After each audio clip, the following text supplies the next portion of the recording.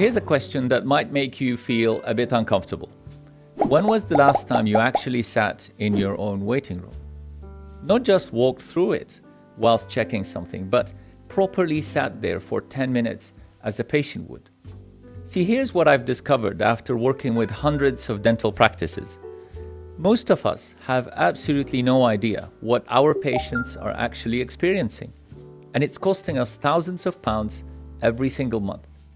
Now, today we're going to completely transform your practice from one that accidentally delivers experiences to one that systematically creates raving fans who can't stop talking about you. So in the next 50 minutes, I'm going to share with you a complete 5-step smile framework containing 27 specific strategies that I've refined over 2 decades of mentoring dentists and running multiple practices. And in this video, I will be giving away completely for free 3 valuable resources so you can start implementing this today. This isn't theoretical fluff. This is what actually works in real dental practices. Here's exactly what we'll cover today. Why 73% of dental referrals come from patient experience, not clinical skill. The 27 hidden moments that make or break patient loyalty. The complete 5-step smile framework with specific sub-strategies for each step.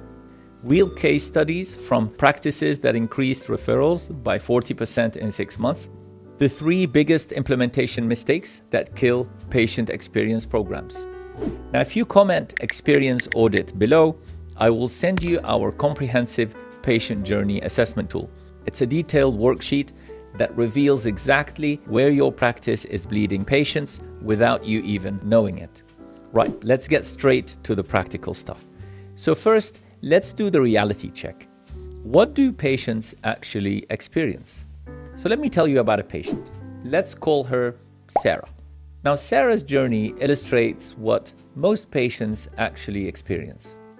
Her first call put on hold for 4 minutes, whilst the receptionist finished updating patient records.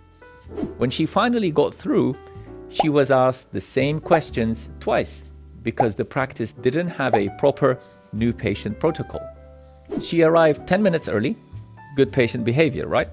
And sat in a waiting room with 2018 magazines, no clear signage about where to go, and could hear drilling from the surgery next door. The background music was so quiet, she could hear every word of a treatment conversation happening in the next room. When her name was called, no one introduced themselves. She was simply told, "Come through," and led down a corridor without any explanation of where they were going or what would happen next. Does this sound familiar? Now here's the thing. See, Sarah didn't complain. She didn't leave a bad review. She just never came back. And she certainly didn't refer her husband, who's been putting off his dental work for months. This is what I call silent departure, and it's costing dental practices an average of £47,000 annually in lost revenue. But here's what's brilliant about this. Once you understand that patient experience is a system, not an accident, everything changes. When you make every interaction intentional rather than random, patients become advocates. Why does systematic patient experience matter? Now, let's be brutally honest about why this really matters for your practice bottom line. The first reason is natural practice growth. When patients experience a consistent, thoughtful journey, they're 38% more likely to accept treatment plans and 64% more likely to refer family and friends. I worked with a practice that implemented systematic patient experiences, and within 6 months, their referrals increased by 42% and their case acceptance improved by 28%. So what's their secret? They made every single interaction intentional rather than accidental. The second reason is team confidence and satisfaction. When your staff have clear systems for patient interactions, they experience less stress and actually enjoy their work more. They're not constantly second-guessing themselves or wondering if they're doing it right. One practice manager told me, "I used to dread difficult patients and anxious children. Now I have a system for every type of interaction, and it's completely transformed how I feel about my work. The third reason is improved clinical outcomes. See, patients who trust you are more likely to follow post-operative instructions. They attend maintenance appointments and they're honest about their concerns. All of this leads to better healing, fewer complications, and higher satisfaction with results. And the fourth reason is significant financial impact. When you're constantly firefighting complaints, dealing with patients who don't return, or managing team stress from difficult interactions, that's time and money lost. A systematic approach eliminates these costly disruptions. One practice calculated that their previous random approach was costing them £23,000 annually in lost appointments, staff turnover, and complaint management. And when they applied a systematic patient experience, these costs were reduced by 90%. See, the evidence is clear. Exceptional patient experiences are not just a nice to have, they're essential for practice success. Right, now let's get to the practical system. This is the SMILE framework, 5 specific steps containing 27 detailed strategies that map the entire patient journey from first awareness through long-term relationship. Now I know what you're thinking. This sounds overwhelming. But here's the thing, you're already doing all of these things. We're just going to make them systematic instead of random. Let me walk you through each step with specific practical strategies you can implement immediately. So the first step is start strong, and it includes 7 strategies for first impressions. So the first 30 seconds set the emotional tone for the entire relationship. And here are the 7 strategies that make them count.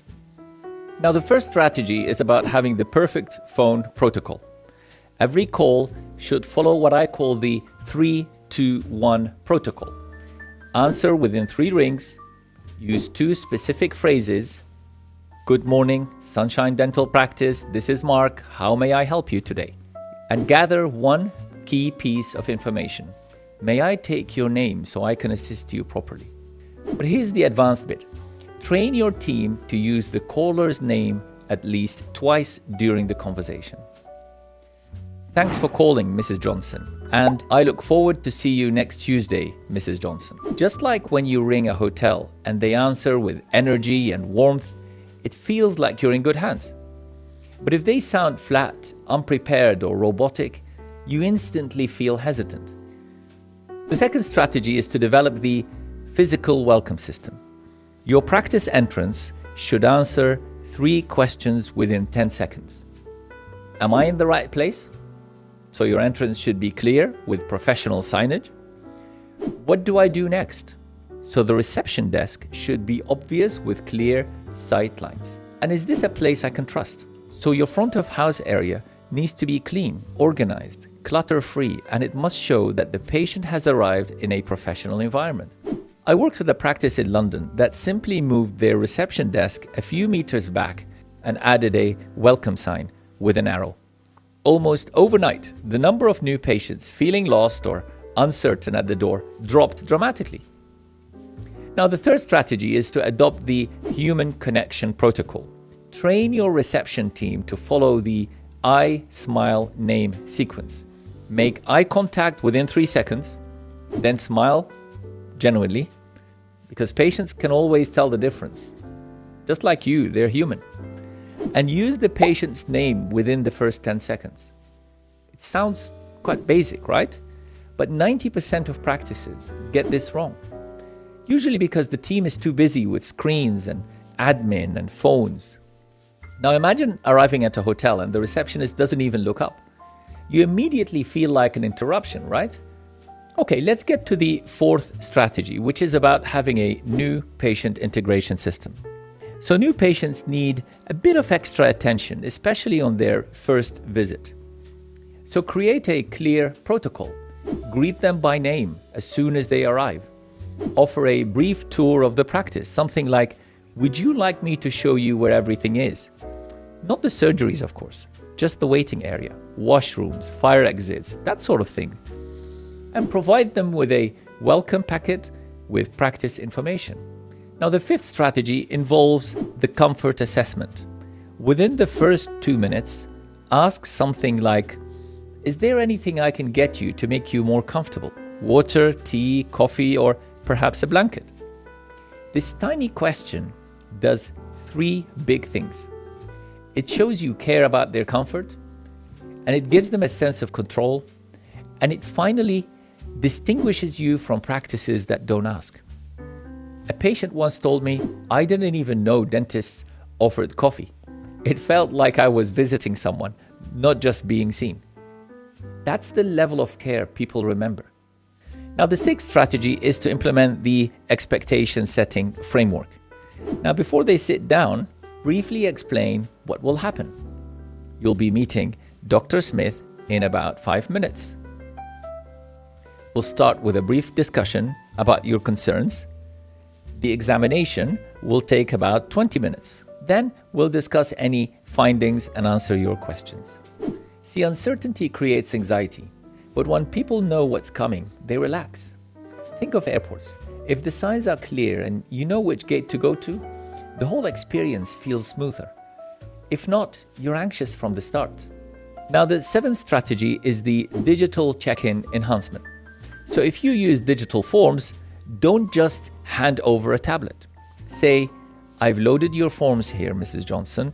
They'll take about 5 minutes to complete. If you have any questions about anything, just let me know. This personal touch transforms an admin task into a service moment. All right, so now it's time for step 2, manage the middle. And this step has 6 strategies for waiting and transitions. Now, the waiting experience is where most practices lose patients emotionally, even if they don't lose them physically. So here are the next 6 strategies to master this crucial period. So strategy number 8 is the waiting room environment system. Your waiting room should be designed for both comfort and distraction. So what does that mean? It means comfortable seating, arranged to allow for privacy. You don't want patients sitting directly opposite one another, all facing in. It should feel calm, not confrontational. Magazines and reading material that are up to date and relevant. Health info, light reading, nothing worn out and curled at the edges from 5 years ago. Background music kept at conversation level.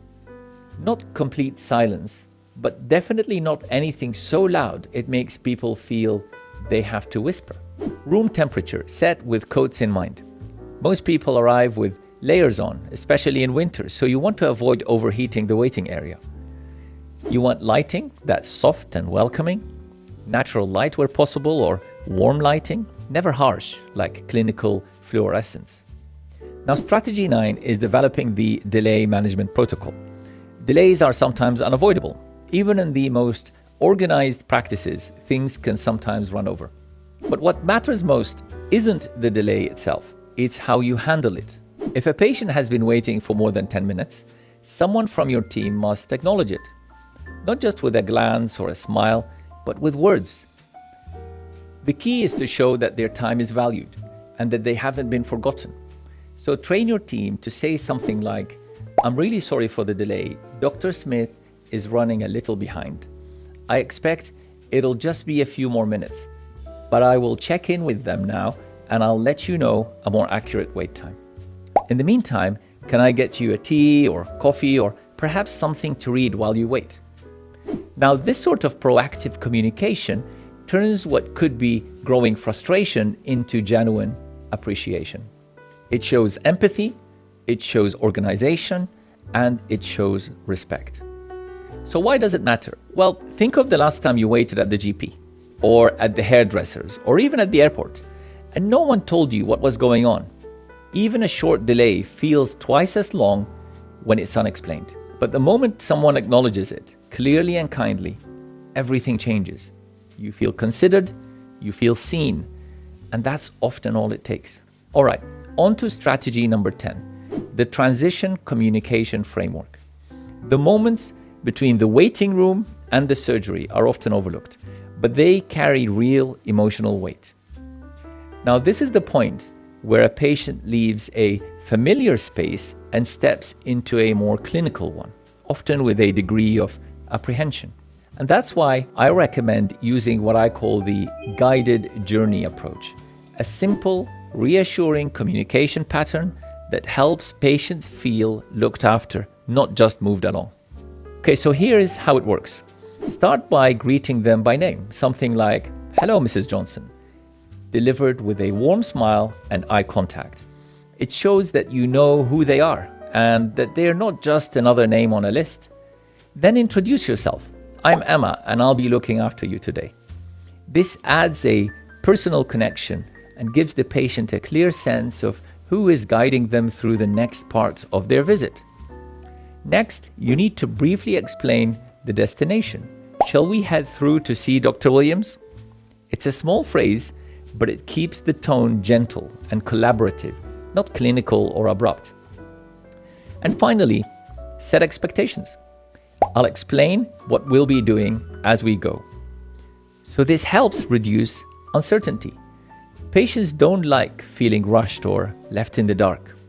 A simple sentence like this goes a long way in keeping them calm and informed. Now, why does this matter? Well, think about when you're at a hospital or large clinic and someone just says, "Come with me," without explaining anything. It just feels cold, unclear, and a bit unsettling maybe. But when you're guided with kindness, told what's next, and introduced properly, it immediately creates trust and reduces anxiety. So don't let that short walk to the surgery be a missed opportunity. It's not just a transfer. It's a moment to build confidence. So the next strategy is about the comfort options system. Before beginning any procedure, even a routine one, it's worth remembering that patients are often far more physically and emotionally tense than they appear. That's why we recommend offering a few comfort choices before you get started. It's a small gesture that gives the patient a sense of control and significantly reduces anxiety. So here's what that might sound like. You could say, "Would you like a cushion for your back?" Or, "Shall I adjust the chair for you? Maybe a bit more upright or reclined." And you can also say, "Would you prefer to listen to music?" Or, "We also have some relaxation audio if you'd like." Or you could say, "If at any point you'd like to take a short break, just let me know. You can raise your hand or make a sound and I'll stop straight away." It's not about making a big show of it. It's about giving people permission to have preferences and being seen as someone who genuinely cares about their comfort. Just think of the last time you went for a medical appointment and the chair was freezing. The room was too bright and no one asked if you were all right. It takes so little to offer comfort, but the emotional impact is huge. Okay, so the next strategy is about the anxious patient recognition protocol. See, anxiety doesn't always look dramatic, and many patients won't come out and say they're nervous. That's why your team should be trained to notice the early signs and respond accordingly. Here are a few common indicators. Restlessness or constant fidgeting. Asking lots of questions, particularly about how long things will take. Mentioning nerves or fear in passing, and often it happens in a half-joking tone. And also physical signs like rapid breathing, sweaty palms, or tight body language. When anxiety is detected, it's not enough to just be nice. You need to step up the communication and comfort level. That might mean checking in more often, slowing down your pace, or offering reassurance in clear, calm language. See, patients rarely remember the technical side of their appointment, but they will remember how they felt. If you help someone feel safe when they were feeling vulnerable, you'll earn not just their trust, but their loyalty. Okay, the next strategy in the second step is the wait time communication system. We touched on delays earlier, but this strategy goes a little deeper. It's about creating a tiered protocol for wait time communication so that no one is ever left wondering what's going on. So here's a simple system your team can follow. After 5 minutes, acknowledge the delay and apologize warmly. "Thank you for your patience. We're just running a couple of minutes behind. After 10 minutes, offer a refreshment and explain the reason. So sorry again for the wait. Dr. Ali is just finishing up with a patient who needed a bit of extra time. Can I get you a tea or coffee while you wait? And after 15 minutes or more, offer options. I completely understand if you'd rather reschedule, or if you're happy to wait. I can bring you something to read or make sure you're kept updated. The key here is consistency. Don't assume patients will just sit quietly and be fine. Even if they look calm, inside they may be growing frustrated. And we've all been in situations where no one tells us what's happening. At the GP, the train station, or even in a queue. It's not the delay that causes tension, it's the silence. All right, let's get to step 3. Inspire during treatment. And this step includes 6 strategies for chairside excellence. This is the part where your clinical expertise meets your ability to communicate clearly and kindly, and both are equally important. Because a technically perfect procedure isn't enough if the patient leaves feeling anxious, confused, or ignored. These next 6 strategies are about building trust, reassurance, and lasting loyalty. Right there, in the chair. Okay, so the first of the 6 strategies is about the treatment communication framework. Now, before you begin any procedure, even something simple, it's important to get the patient to feel informed and at ease. One of the most established and effective tools is the tell, show, do, check method.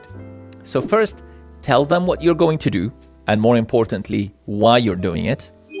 Then show them the instrument or visually explain what to expect. Even a hand gesture or photo can help. And the third part is to do the treatment with a calm, ongoing commentary, just enough to keep them grounded. And finally, you need to check in regularly to see how they're feeling. Still all right? Or let me know if you need a break. See, most dentists focus on the technical explanation but forget the emotional impact. This isn't just about clarity, it's about showing the patient they're being cared for as a person, not just as a procedure. All right, the next strategy is about the patient education protocol. Every appointment is a chance to educate, not as a lecture, but in a way that empowers the patient, because education builds trust. So next time, instead of saying, you need a crown, you can try this. This tooth has quite a large filling, and it's starting to show signs of stress. If we protect it with a crown, we can avoid something more complex later, like a root canal treatment. So what we've done here is using a problem, solution, benefit structure. So the problem states what's going wrong. The solution provides a fix to the problem, what can be done about this problem. And finally, the benefit highlights why it matters for them personally. So when people understand why they need something, they're far more likely to go ahead with treatment and to appreciate your honesty. Okay, the next strategy is to develop the comfort monitoring system. Even with the best equipment and a gentle hand, long procedures can take their toll. So don't wait for the patient to raise their hand or wince. Take the lead. So you can do that by asking every 10 minutes or so, are you still comfortable? Or would you like a short break? Or maybe, how are you feeling so far? And mean it. If they say they're fine, but look pale or tense, take the initiative to give them a short pause. When patients feel looked after, not just looked at, the experience is completely different. It's one of the reasons people stay with a practice long term. Now, the next strategy is about the visual communication enhancement. Please use your intraoral camera, not just for diagnosis, but for patient education. Show them the problem area. Explain what they're seeing in simple terms. Compare it to healthy areas so they have a reference point. And you also need to show progress during treatment if you can. See, visual evidence builds understanding and trust far more effectively than verbal explanations on their own. All right, on to the next strategy, and it's what I call the involvement strategy. So when appropriate, involve the patient in their own care. It shifts them from simply receiving treatment to actively engaging in their own care. Now you might say, can I show you on the screen? It's much easier to understand when you can actually see the tooth.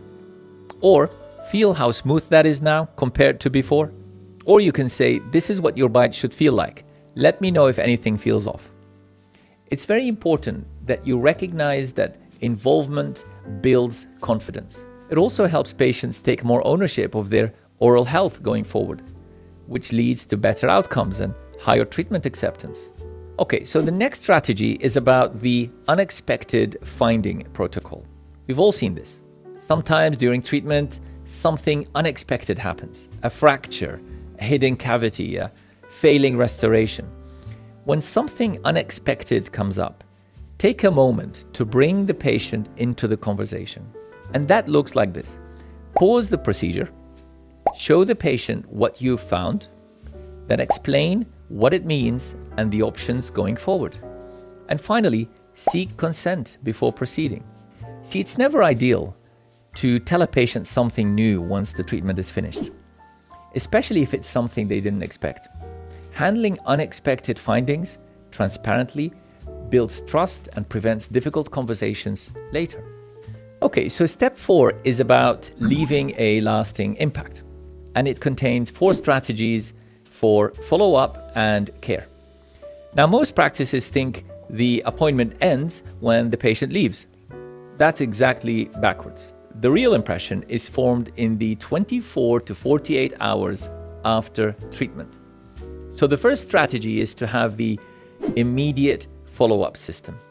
Follow-up is one of the most powerful and underused ways to build trust. Every patient should receive some form of follow-up within 24 hours of their appointment. It's a simple gesture that shows care, professionalism, and attention to detail. Tailor your follow-up to the situation. So for routine procedures such as fillings and hygiene visits, a quick written message is enough. Something like, "Hello, Mrs. Johnson, just a quick note to check how you're feeling after today's appointment. If you have any concerns at all, please don't hesitate to get in touch." Now, for more involved treatment, like surgical work or lengthy procedures, you can call the patient and ask specific questions about their comfort, any pain or swelling. For anxious or nervous patients, the most powerful follow-up is a personal call from the dentist. Even a 60-second check-in makes a huge difference. See, patients rarely expect follow-up. So when they receive it, it leaves a lasting impression. It tells them they're not just a number. It also reduces post-op uncertainty, which means fewer panicked phone calls later. So you're a dentist who's passionate about what you do, but honestly, you're feeling a bit stuck. Working harder, but your income feels stagnant. Dreaming of more freedom, more fulfillment, maybe even that 15K or 20K monthly income you know is possible. Now here's the thing, you've probably tried the usual advice, right? Just see more patients, work longer hours, cut costs. But that just leads to burnout, not breakthrough. See, what most dentists don't realize is that true success, both financial freedom and fulfillment, requires a completely different approach. So that's exactly what I've created. The Essential Dentist Guide, a completely free 5-step course that'll show you the real pathway to becoming fulfilled and financially free. We're talking about understanding your numbers properly, strategic action, smart goal setting, effective communication, and building your personalized roadmap. Now, this isn't just theory. This is the exact foundation that leads to the over 30K monthly income many of my dentists are now achieving. 5 focused lessons, completely free, delivered straight to your inbox. No fluff, just proven strategies that actually work in the real world. All right, so if you're ready to stop spinning your wheels and start building the practice you actually love, check out the link in the description below to get your free access. Your future, fulfilled and financially free self will thank you. Okay, so the next strategy is about the value reinforcement protocol.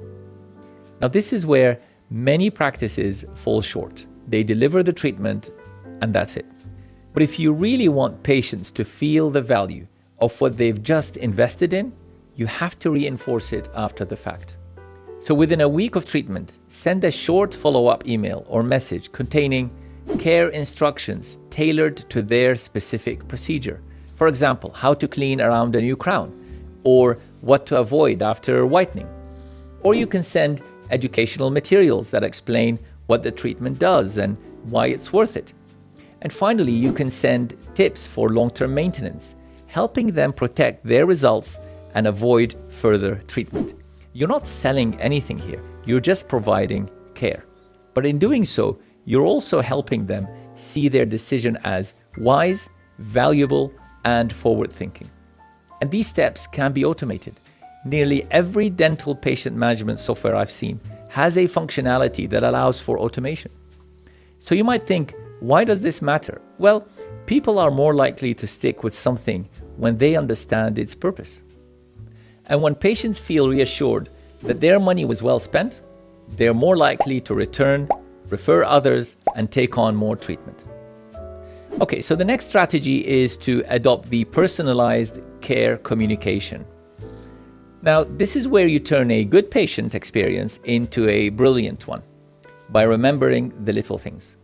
Use your records, notes, or CRM to personalize future communications based on their treatment history or life circumstances. Let me give you a few examples. Now that you've had your crown fitted, here's how to keep it in excellent condition over time. Or you mentioned you grind your teeth at night. Here's a bit more about night guards and how they help. Or as your daughter just had her checkup, we thought you might like some advice on dental care for teenagers. So these sort of touches tell the patient, we remember you, we care about you, and we're thinking ahead for you. Personalization transforms you from just another dental practice into a team that genuinely knows their patients. And that's exactly where loyalty lives. All right, now let's get to the next strategy, which is about the problem resolution framework. No matter how careful and committed you are, things will go wrong from time to time, and that's absolutely fine. What matters most is how you respond when they do.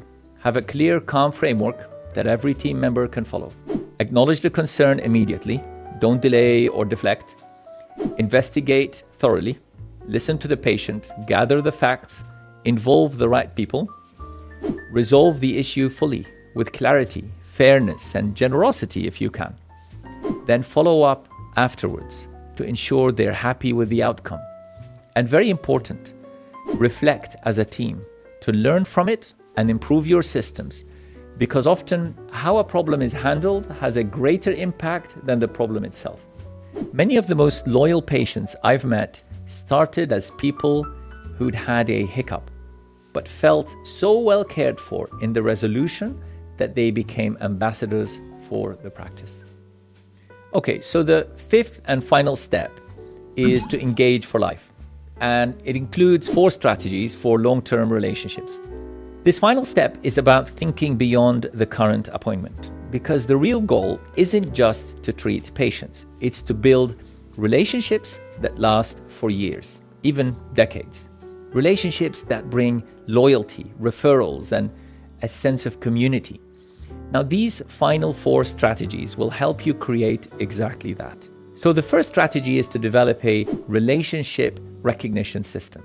One of the most powerful ways to build long-term loyalty is to acknowledge personal moments in your patients' lives, both inside and outside the dental chair.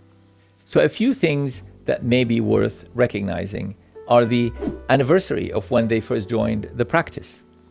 Can you believe it's been 5 years since we first saw you? Or the completion of a major course of treatment. Celebrate it, even if it's just with a, that's the last appointment done, we're thrilled with the results. Or personal achievements they've mentioned to you, like exams, job promotions, big birthdays. And also think of family milestones like weddings, graduations, or new babies. You don't need to overdo it. Just a simple note on their record and a kind word at the next visit makes such a big difference and leaves a lasting impression.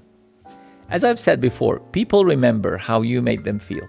When you acknowledge something personal, it shows that they're not just a patient file. They're a person you care about. Okay, the next strategy is about the proactive health communication. So too many practices rely only on recall reminders. A message every 6 months saying you're due for a checkup. But if you want to position your practice as a trusted source of ongoing care, you need to go further. So send targeted, helpful information based on the patient's age, needs, or circumstances.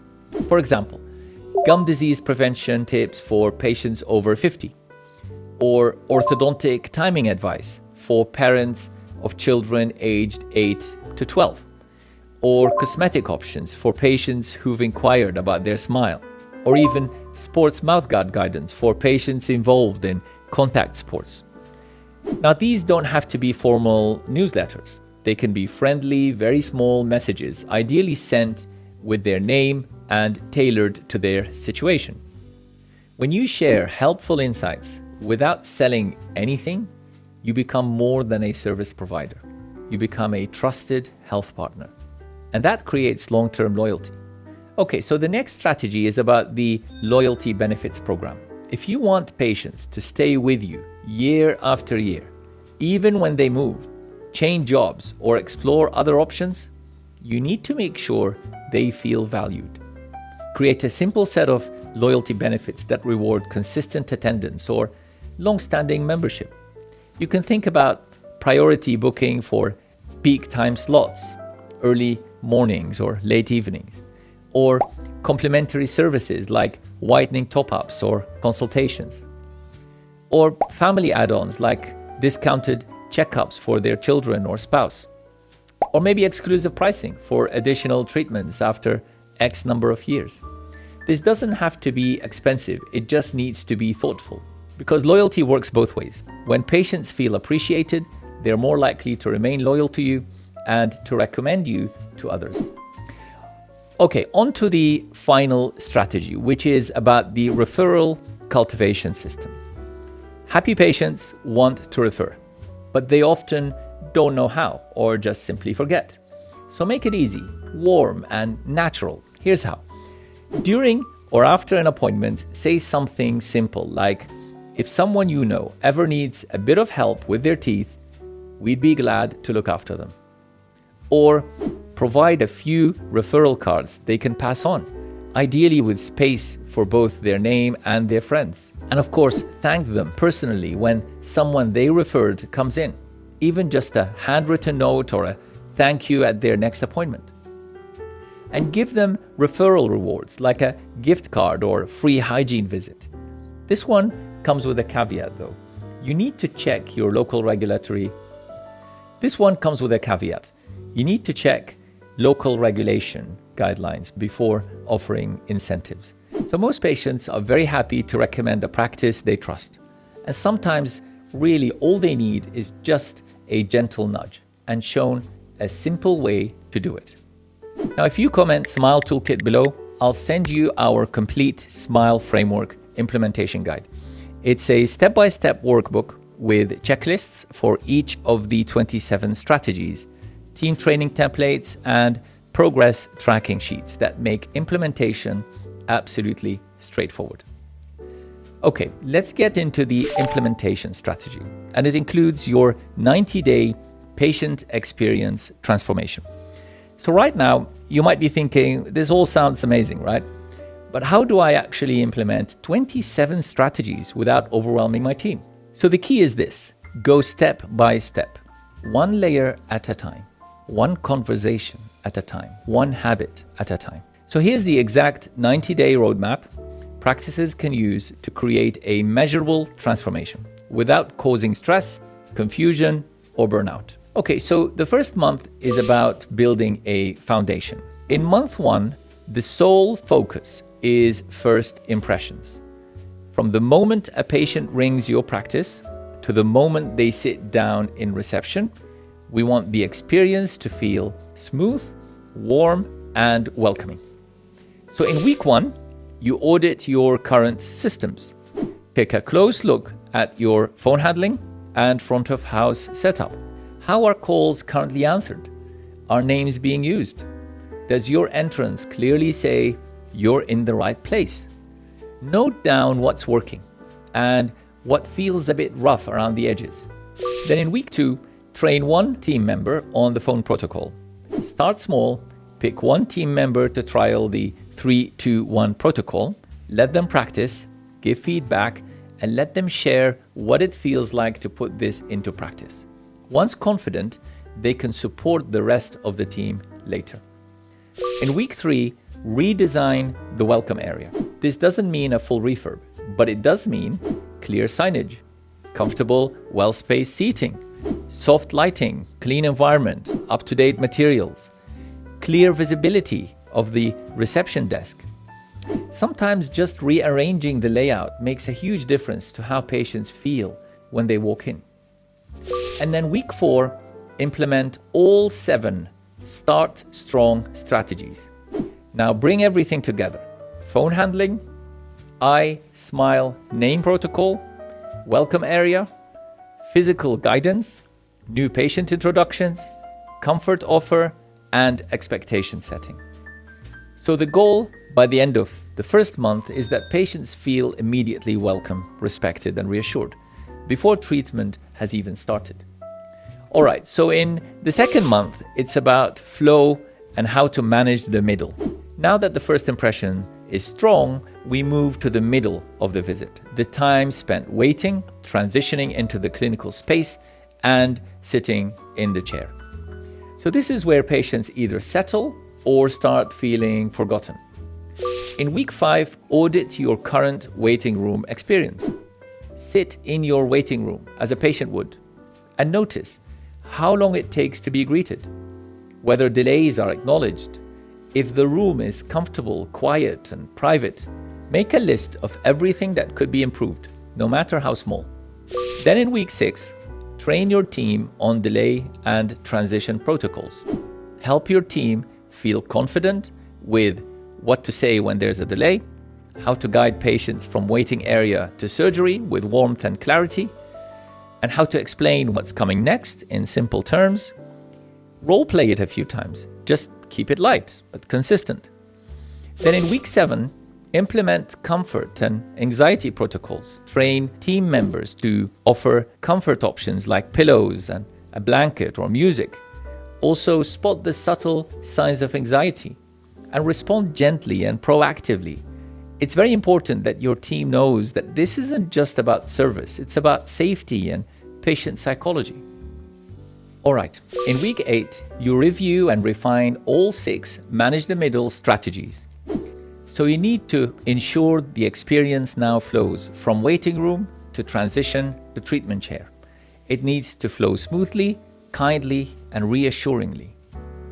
So the goal by end of month 2 is that patients feel respected throughout their visit, not just welcomed at the start, but cared for during the journey. Okay, on to the third and last month, where you implement excellence and complete the system. This final month brings it all together, focusing on clinical communication, follow-up care, and long-term loyalty. So in week 9, implement chairside communication training. Teach your clinicians the tell, show, do, check approach, how to use intraoral cameras effectively, how to involve the patient in their own care, and how to handle unexpected findings transparently. You need to reinforce that chairside communication isn't optional. It's a pillar of clinical trust. Chairside communication must become a non-negotiable within your practice. All right, so let's get to week 10, where you set up follow-up and personalized communication.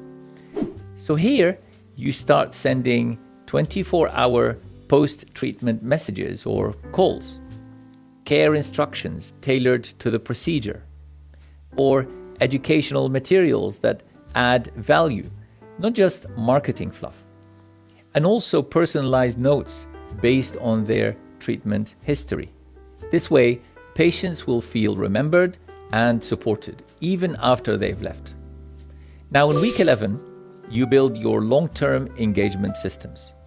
So set up loyalty benefits for long-standing patients, targeted health communication, for example, ortho timing for parents or gum care for over 50s, and also set up a light touch but consistent referral reminder system.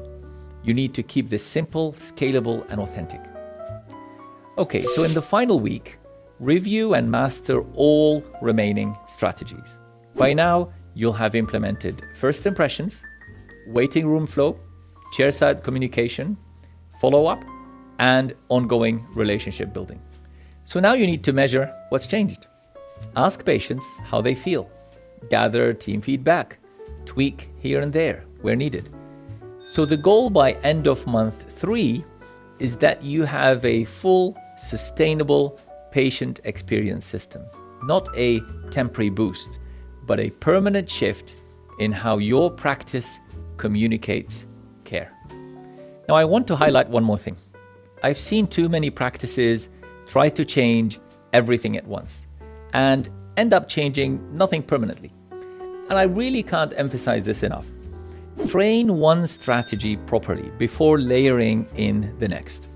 This creates habit, confidence, and consistency. And that's what turns good intentions into real transformation.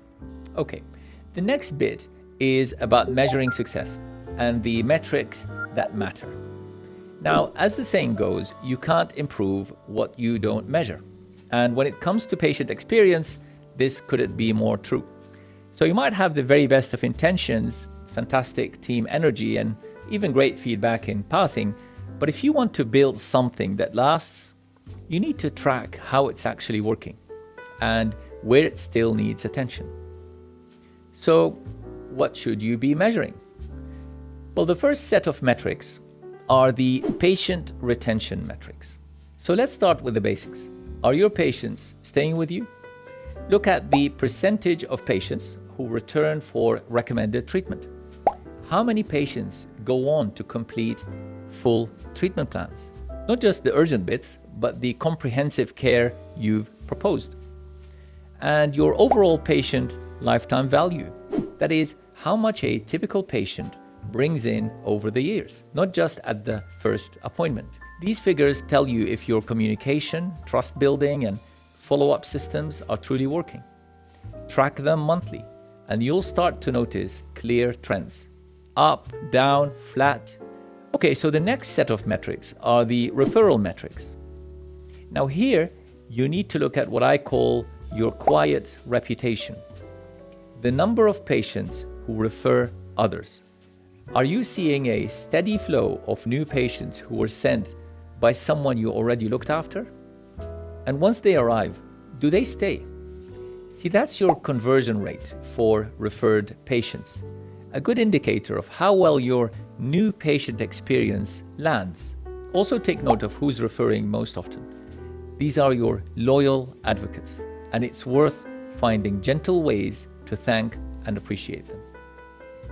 Then you also need to track experience metrics. Now, this is the most obvious one, but it's also the most overlooked. Start by collecting satisfaction surveys, ideally sent out after key moments like new patient visits or major treatments. Monitor your online reviews, not just in terms of the star rating, but how often they're being left and what words people use. Are they mentioning your friendliness, your clarity, your comfort measures? Keep a record of complaints, not to dwell on them, but to track how often they occur, how quickly you respond, and how effectively they're resolved. A drop in complaints is often one of the first signs that your patient experience is improving. Next, track team satisfaction metrics. Don't forget your team. If your new systems are working, your staff should feel more confident, more supported, and less reactive. So keep an eye on staff turnover rates, like are people staying longer, and team feedback, either through informal check-ins or structured surveys. And also listen to what they say about the new system. Are they helpful, or do they feel more like admin. A happy team creates a calmer, kinder, more consistent patient experience, and you'll feel it in the room before you see it in the numbers. Okay, the final set of metrics you need to track are the financial metrics. And let's be honest, an amazing patient experience should lead to improved financial performance. That's not about being salesy, it's about helping more people say yes to the treatment they need and feel good about it. So here you track your case acceptance rates, broken down by treatment type.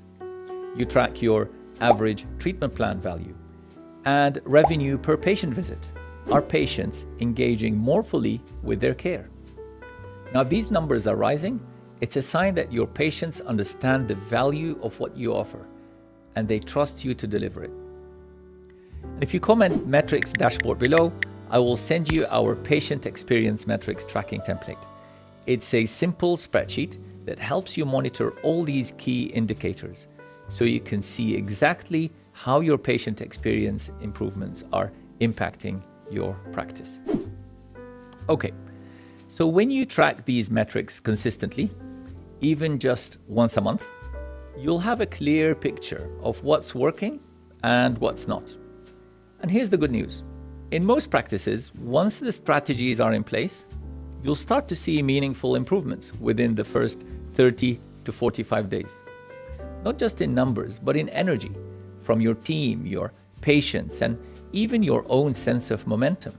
Right, before we finish, let me share the 3 biggest mistakes I see practices make when implementing patient experience systems. Because learning from others' mistakes is far less expensive than making your own. So the first mistake is trying to change everything simultaneously. I've seen a practice that decided to implement all strategies in the first month. The result? Well, it was complete chaos. The team felt overwhelmed, patients noticed the inconsistency, and within 6 weeks, they'd reverted to their old system.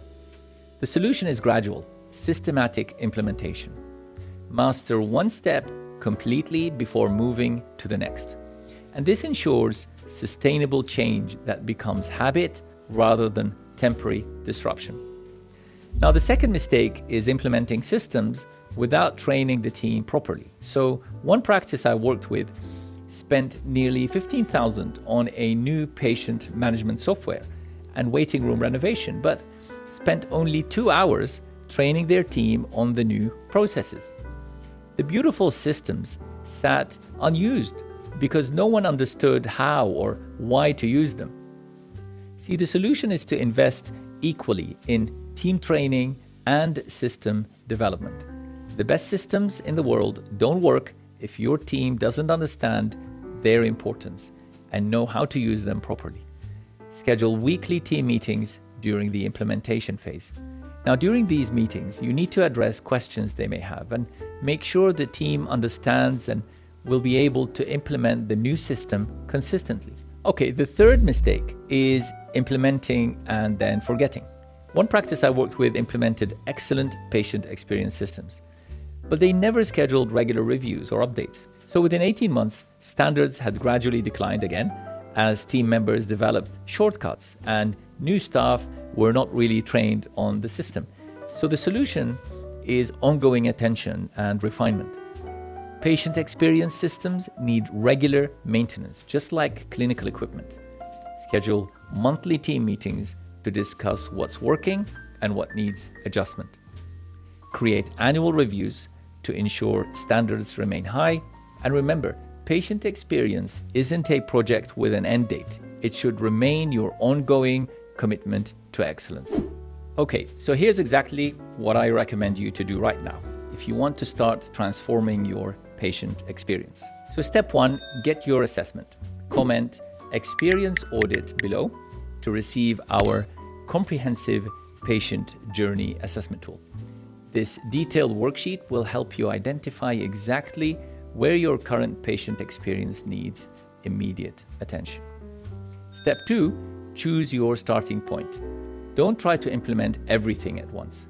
Choose one strategy from the Start Strong section to implement this week. I recommend beginning with strategy 1. the perfect phone protocol because it impacts every single patient interaction. Now, step 3, schedule your team meeting. Book a 1-hour team meeting within the next 7 days to discuss patient experience. Get everyone involved in identifying what the current challenges are and where there is room for improvement. Now use this meeting to explain why patient experience matters and get buy-in for systematic improvement. And in step 4, you measure your baseline. Before you change anything, measure where you are now. Track your current patient satisfaction, referral rates, and case acceptance for 1 month. This gives you a baseline to measure improvement against. Then step 5, start implementation. Begin with your chosen strategy and implement it completely before moving to the next. Remember, excellence in one area is better than mediocrity in multiple areas.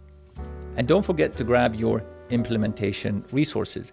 If you haven't already, comment Smile Toolkit for our complete implementation guide with checklists and team training templates, and comment Metrics Dashboard for our tracking template to monitor your progress.